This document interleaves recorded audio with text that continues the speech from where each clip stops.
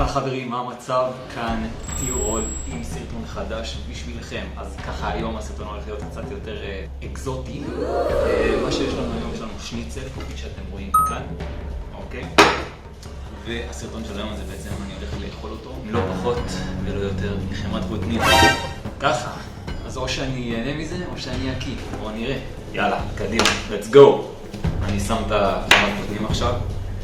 מסקרן אותי לדעת אם יש לזה כימיה טובה לשניצל לחמת בוטנים.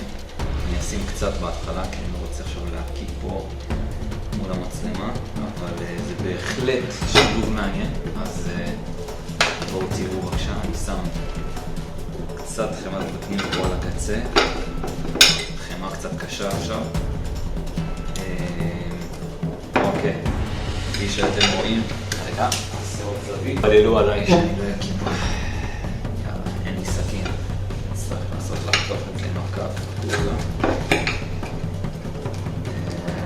בואו נראה.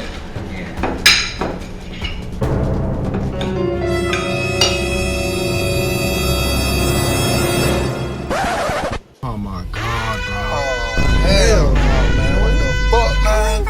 Get your ass. אל תנסו את זה בבית בחיים.